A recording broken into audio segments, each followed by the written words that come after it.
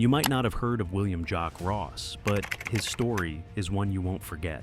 From the rough streets of Glasgow to leading one of Australia's most notorious outlaw motorcycle clubs, Ross lived a life full of drama, power, and danger.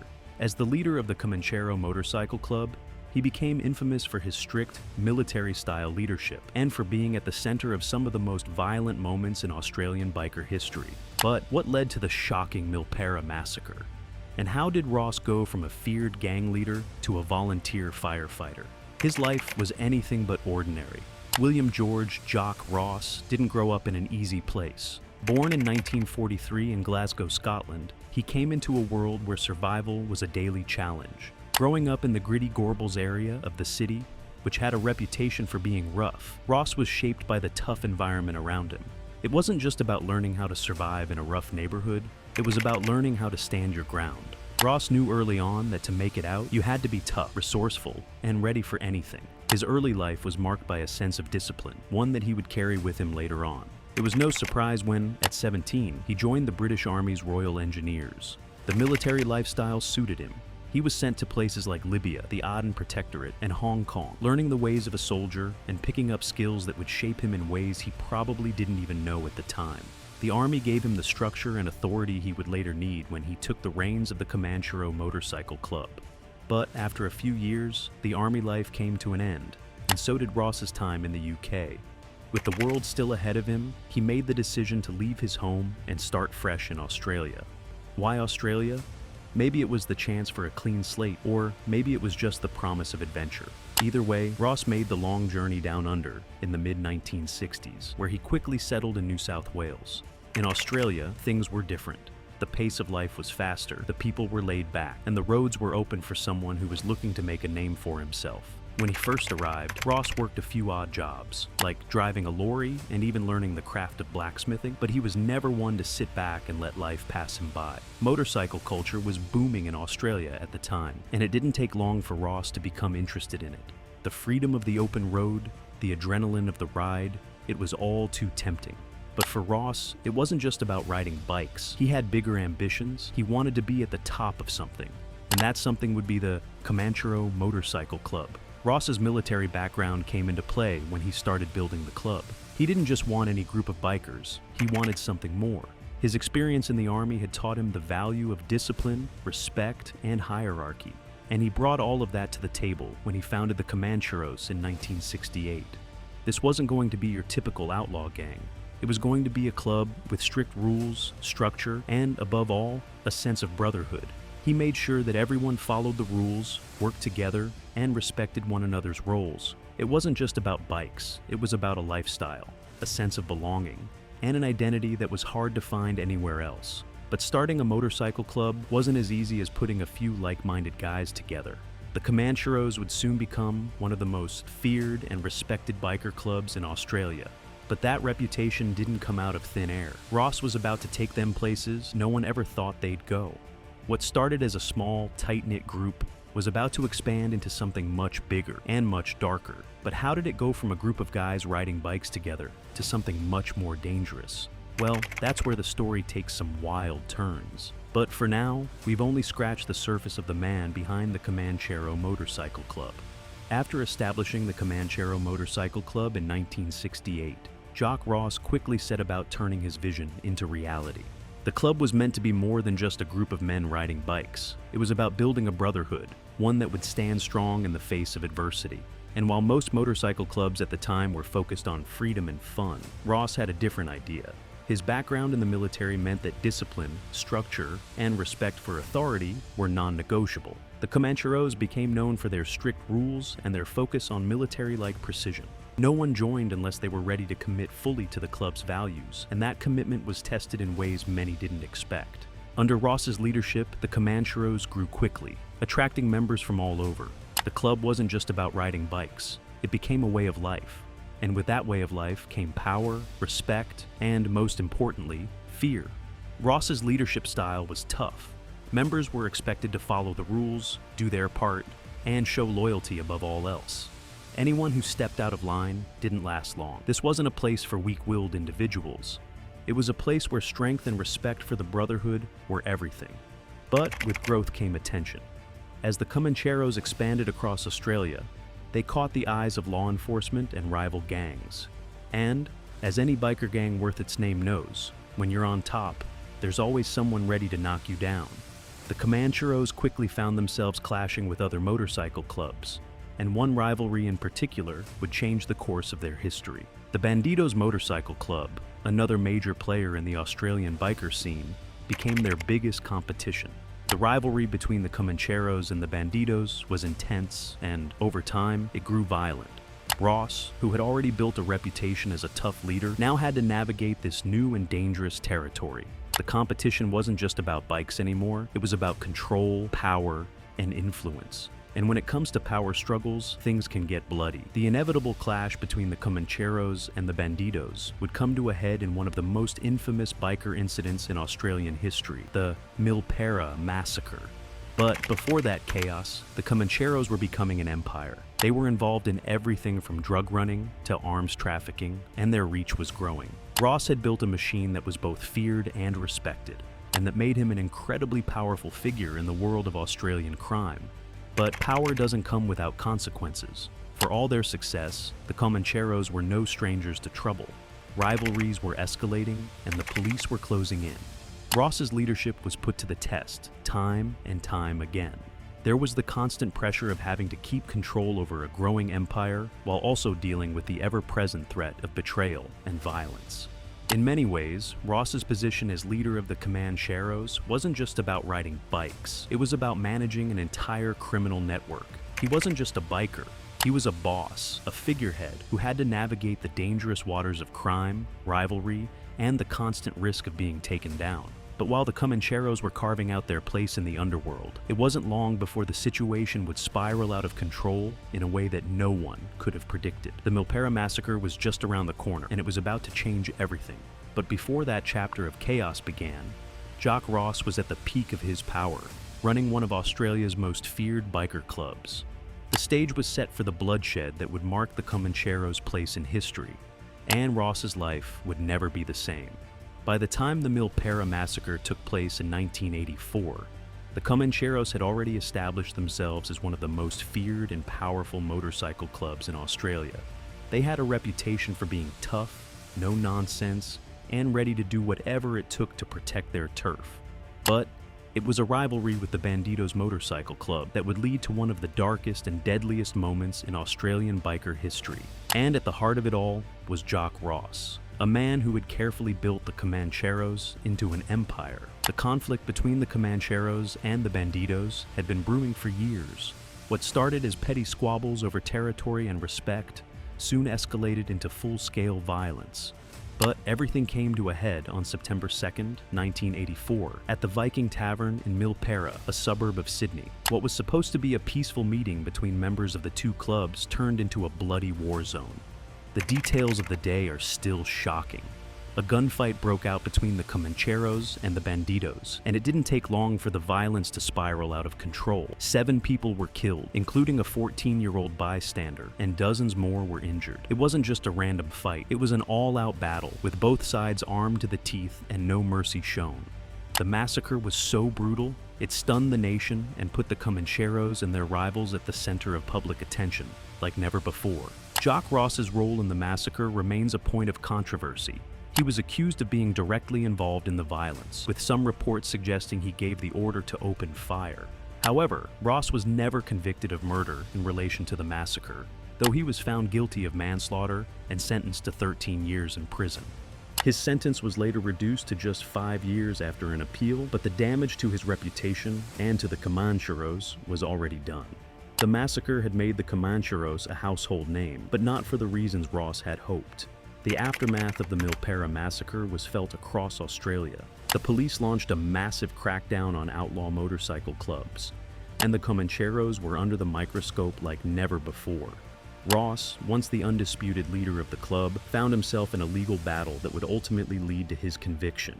His time in prison was a turning point for both him and the Comancheros, and while he may have avoided the longest sentence, the massacre would haunt him for the rest of his life.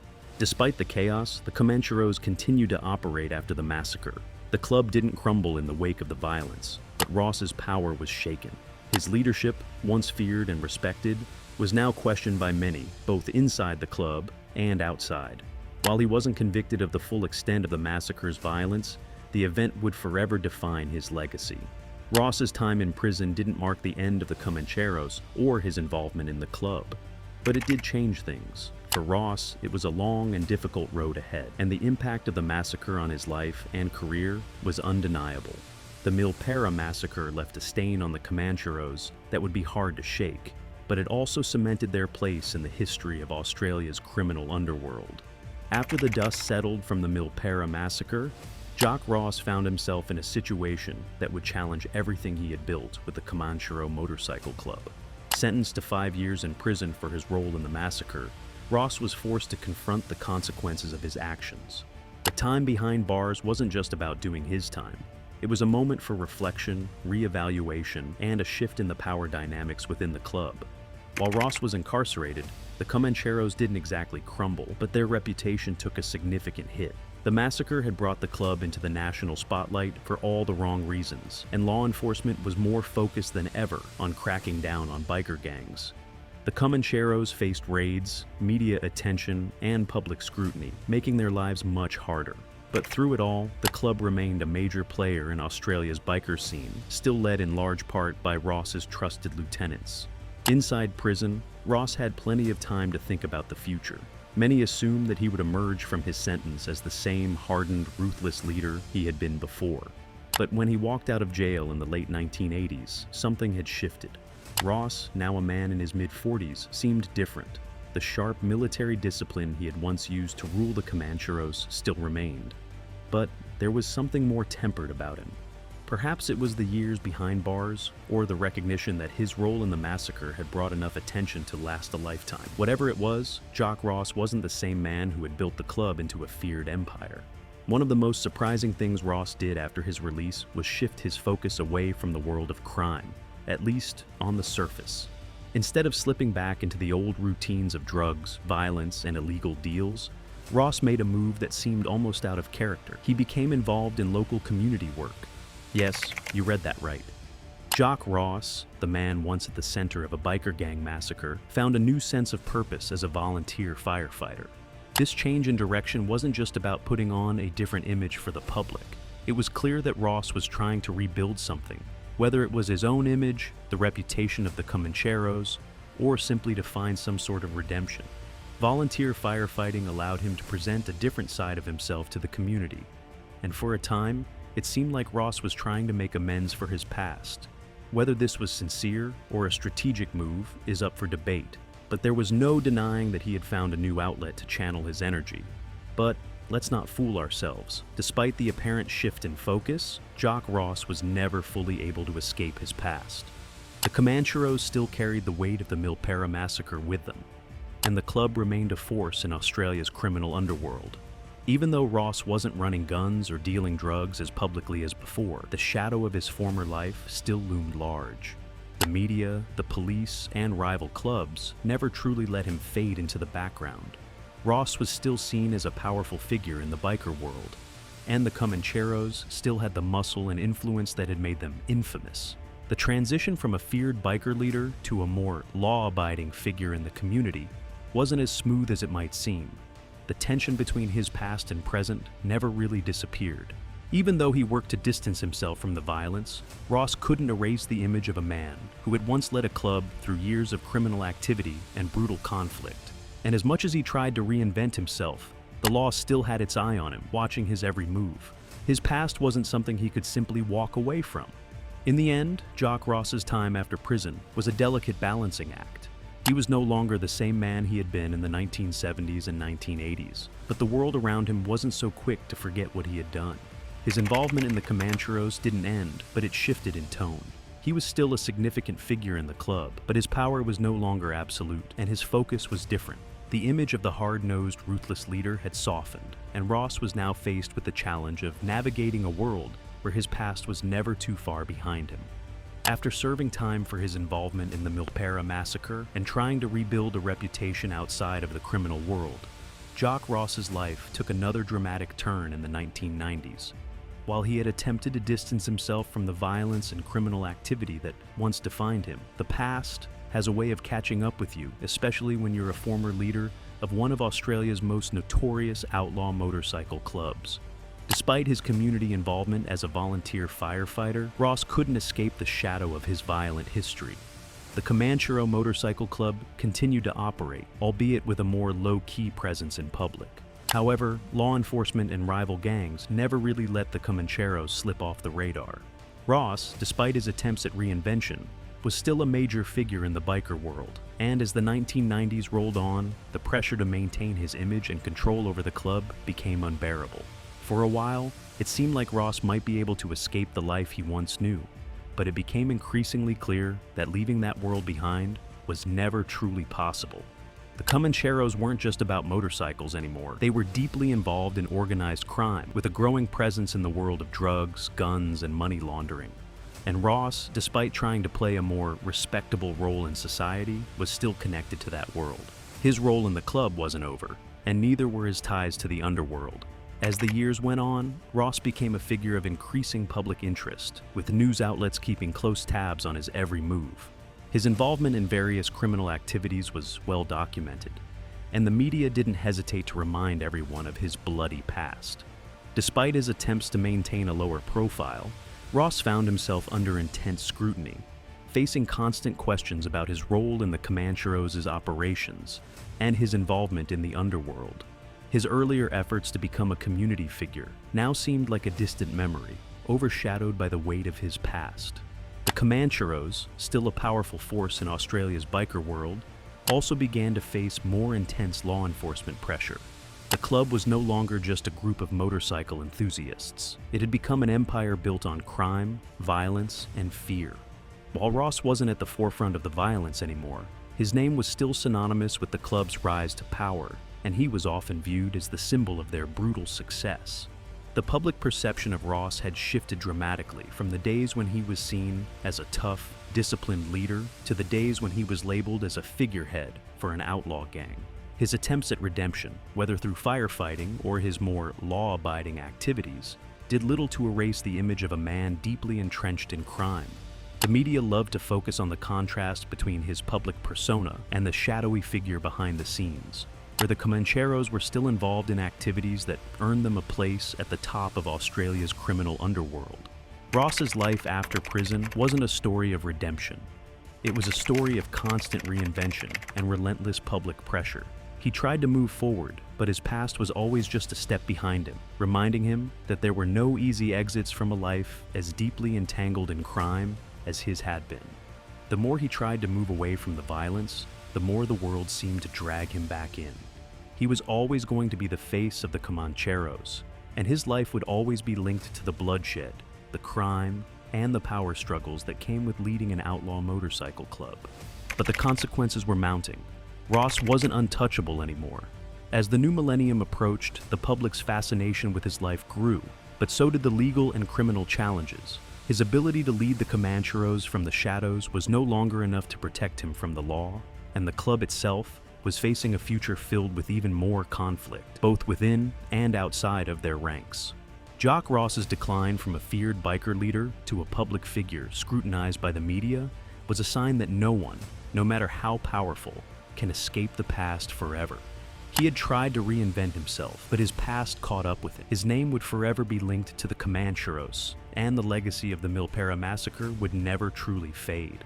As the years went by, Jock Ross's name continued to echo through the history of Australia's outlaw motorcycle scene, but with less of the power and influence he once had. His final years saw him somewhat removed from the chaos that had marked his earlier life.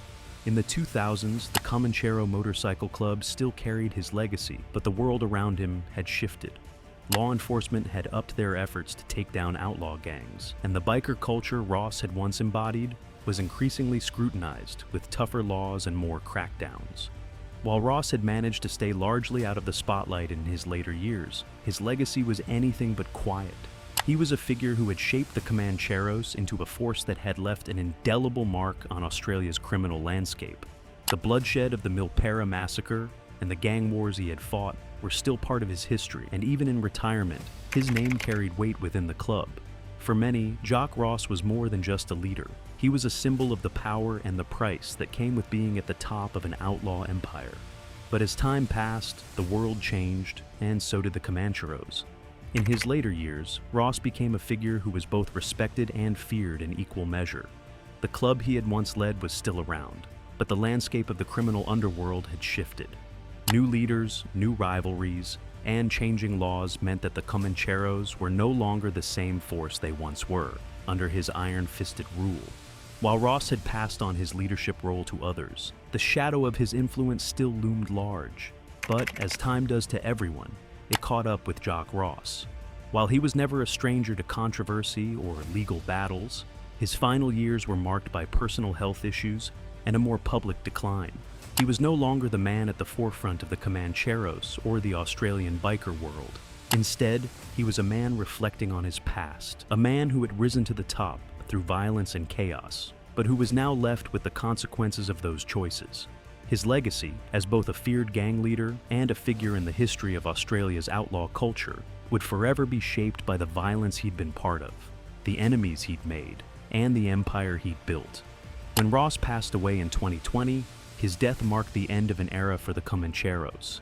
He was a man who had shaped not only the club, but also the culture of outlaw motorcycle gangs in Australia. His influence was undeniable, and his life was one filled with both triumph and tragedy. Jock Ross's story was one of power, violence, and reinvention, but also one of the inevitable consequences that come with living a life on the edge. His passing didn't mean the end of the Comancheros. The club continues to operate, but the face of the organization has changed. Jock Ross may have been the man who built the Comancheros into what they became, but in the end, his story is a reminder that even the most powerful figures can't escape the past. The violence and conflicts of his time were part of his legacy, and the public's view of him will always be tainted by the bloody events of the Milperra Massacre. In the end, Jock Ross's life was a complex one, full of contradictions. A man who tried to reinvent himself, yet couldn't escape the darkness of his past. A man who built an empire on the foundations of fear and loyalty, but paid the price when it all came crashing down. His name will always be associated with the rise and fall of the Comanchero Motorcycle Club, and his legacy, for better or worse, is forever embedded in the history of Australia's criminal world.